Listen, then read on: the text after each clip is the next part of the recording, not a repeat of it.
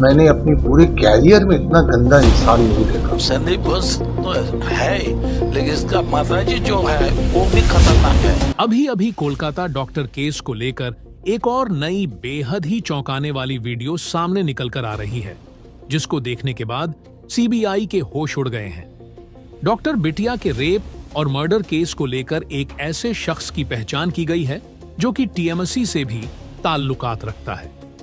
सबसे हैरानी वाली बात तो यह है कि यह दरिंदा संदीप घोष का करीबी भी बताया जा रहा है, और यह दरिंदा इतना हैवान है कि आप इसके करतूतों के बारे में सुनेंगे तो आपकी रूह कांप जाएगी। दोस्तों, सीबीआई संदीप घोष से जुड़े सारे तार को खंगालने में जुटी हुई है। उसके जो करीबी हैं, उसके जो साथी हैं, उन सबको सीबीआई एक एक करके कटघरे में खड़ा कर रही है। और सबसे हैरानी वाली बात तो यह है कि संदीप घोष के जितने भी करीबी और उसके साथी हैं, वह भी सारे दरिंदे हैं। यानी कि संदीप घोष दरिंदों का पूरा जाल बिछाया हुआ है, और इसमें इनोसेंट और मासूम डॉक्टर फंसकर बलि का बकरा बन रहे हैं। लेकिन अब बहुत हो चुका, इन लोगों का पाप का घड़ा भर चुका है। डॉक्टर बिटिया के मर्डर के बाद इन लोगों पर काल मढ़रा रहा है। दोस्तों, अभी तक सीबीआई डॉक्टर बिटिया के रेप और मर्डर केस को लेकर संदिग्ध 47 लोग, जिसमें गवाह भी शामिल हैं, उन पर शिकंजा कस चुकी है। 10 लोगों का पॉलीग्राफ टेस्ट भी हो चुका है, और इसमें सबसे बड़ा जो दरिंदा है यानी संदीप घोष, उसका कई बार टेस्ट हो चुका है। लगभग 13 बार टेस्ट हो चुका है। और अभी अभी इस नए दरिंदे के आ जाने से इस केस में बड़ा घमासान शुरू हो गया है। सीबीआई फुल एक्शन में आ गई है। सीबीआई ऐसे ऐसे जाल बिछा रही है कि खुद ब खुद डॉक्टर बिटिया के जो कातिल हैं, वह दरिंदे फंसते चले जा रहे हैं। दोस्तों, मीडिया रिपोर्ट से एक और सनसनी खुलासा हुआ है कि संदीप घोष जो है, वह लावारिस डेड बॉडी और बायोमेडिकल वेस्ट की स्मगलिंग बांग्लादेश में करता था। आरजी कर मेडिकल कॉलेज में जो ट्रेनी डॉक्टर होती थी, उन्हें ब्लैकमेल भी करता था। 15 जूनियर डॉक्टरों का एक गैंग बनाया था जो वसूली करता था। इस गैंग के सदस्य गेस्ट हाउस में लड़कियां लाते थे, बाहर से भी कुछ लोग आते थे। उनके लिए रंगीन महफिलें सजती थीं। यहां पर उनको शराब परोसी जाती थी। यही गैंग विद्यार्थियों को पास फेल करता था, फिर उनसे पैसे वसूलता था, विद्यार्थियों को गलत काम करने के लिए मजबूर करता था। दोस्तों, सूत्रों के हवाले से यह भी पता चला है कि संदीप घोष के पास भ्रष्टाचार का अथाह काला धन है। ऐसा भी हो सकता है इनके साथ कुछ लोग हों जो मिल बांट कर खाते हों, उसके एवज में इनको बचाते हों। और तो और, अगर कोई भी ट्रेनी डॉक्टर इसके खिलाफ आवाज उठाने की कोशिश करता है तो वह उसे दबाने की हर संभव प्रयास करता था।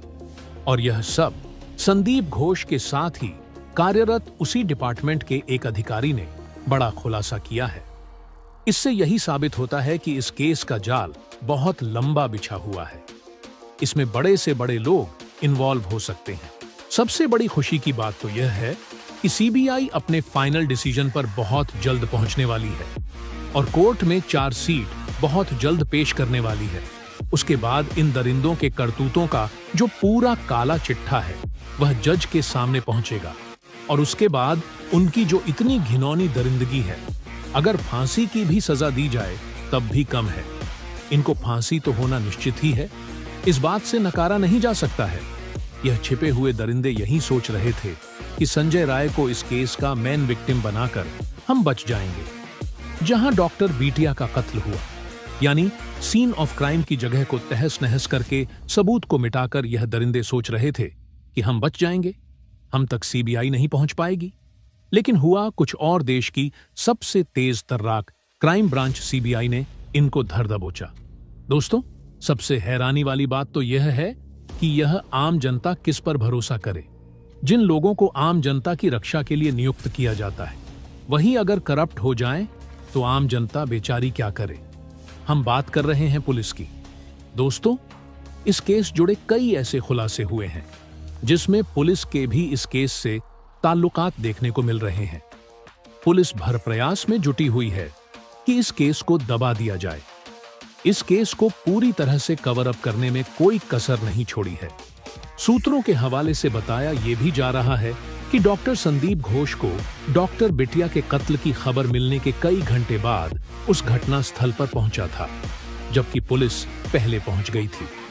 सबसे हैरानी वाली बात तो तब पता चली जब यह पता चला कि उस क्राइम ऑफ सीन का फिंगरप्रिंट एविडेंस लेने के लिए एक ऐसे ट्रेनी डॉक्टर को नियुक्त किया गया था और बताया जा रहा था कि यह फिंगरप्रिंट एक्सपर्ट है।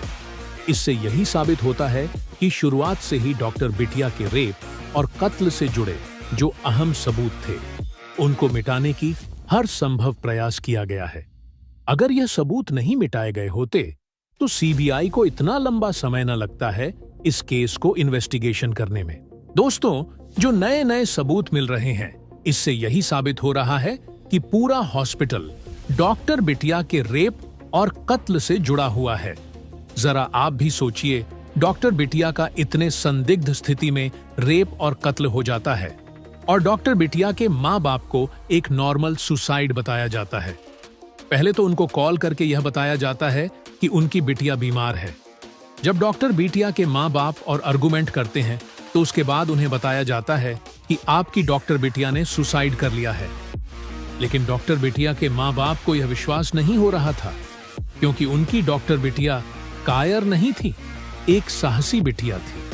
मुसीबत से लड़ना वह जानती थी, इसलिए वह इतना गलत काम नहीं कर सकती है। इसलिए डॉक्टर बिटिया के माँ बाप को यही लग रहा था कि डॉक्टर बिटिया को जानबूझकर मारा गया है। और तो और दोस्तों, हॉस्पिटल के जो और भी स्टाफ लोग हैं वह भी इतने दरिंदे हैं, या हो सकता है कि संदीप घोष के डर से ऐसा गलत कदम उठा रहे थे। आपको बता दें, डॉक्टर बिटिया के माँ बाप को 3 घंटे तक अस्पताल में वेट करना पड़ा था अपनी बिटिया का चेहरा अंतिम वक्त देखने के लिए। इससे ही लगता है कि हॉस्पिटल, पुलिस और कई ऐसी बड़ी हस्तियां डॉक्टर बिटिया के रेप और कत्ल के पीछे हैं। तभी तो सारी चीजों को खुद के कंट्रोल में कर रखा है। एक नॉर्मल आदमी का यह काम नहीं हो सकता है। दोस्तों, अब जान लेते हैं कि नई वीडियो से एक नया दरिंदा जो पकड़ा गया है वह कौन है, डॉक्टर बिटिया के केस से उसके क्या ताल्लुकात है और वह दरिंदा क्या क्या कांड कर चुका है। सारे सबूत मैं आपके सामने रखने वाला हूं। लेकिन उससे पहले डॉक्टर बिटिया को इंसाफ मिले, उसके कातिल को जल्द से जल्द फांसी मिले, इसके लिए इस वीडियो पर एक लाइक तो बनता है। फटाफट वीडियो को लाइक कर दीजिए। दोस्तों, जो यह नया दरिंदा पकड़ा गया है, यह संदीप घोष का बेहद ही करीबी है। इसका नाम है मुस्ताफिजुर रहमान। इस पर रैगिंग का आरोप है। दरअसल यह बाहर से गुंडे दरिंदों को बुलाकर लड़कियों से रैंकिंग करवाता था।